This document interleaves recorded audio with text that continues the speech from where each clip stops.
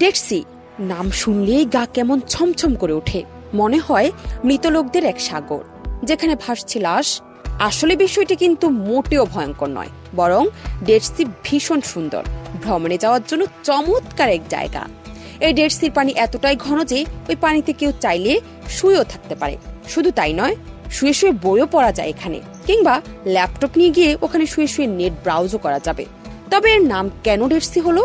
নাম dead C হলেও এটি কিন্তু মোটেও কোনো সি বা সাগর নয়। মৃত সাগর নাম হলেও এটা আসলে একটা হ্রদ। তবে মিঠা পানি নয়, এর পানি ভীষণ লবণাক্ত। সাগরের লবণাক্ত পানি এখনকার তুলনায় কিছুই নয়।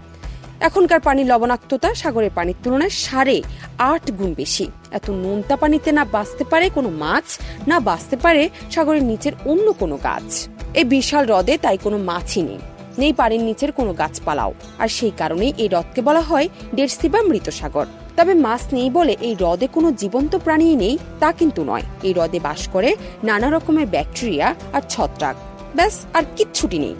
এই হ্রদ কিন্তু মোটেও বিষাক্ত নয়। অনেকেই ভাবে নির্ঘাত এই হ্রদের পানি বিষাক্ত, নইলে এতে কোনো মাছ বাঁচে না কেন? আসলে এখানে কোনো প্রাণী নেই, স্রেফ পানির লবণাক্ততার কারণে, অন্য কোনো কারণে নয়। শুধু তাই নয়, এই হ্রদ অঞ্চলটি স্বাস্থ্যের জন্য খুবই ভালো। এখানকার আবহাওয়া অনেক রোগ সারিয়ে তোলার জন্য তো ভালোই, এই হ্রদের তীর সূর্য স্নান করার জন্য যাকে বলে একেবারে মোক্ষম জায়গা। তাই জায়গাটি দিন দিন পর্যটকের কাছেও খুবই প্রিয় হয়ে উঠেছে। বিশেষ করে যারা স্বাস্থ্য ভালো করতে ঘুরতে ফিরতে বের হন, তাদের জন্য তো এটা যাকে বলে এক টুকরো স্বর্গ। হ্রদটি ইসরায়েল, পশ্চিম তীর ও জর্ডানের সীমান্ত ঘেঁষে অবস্থিত।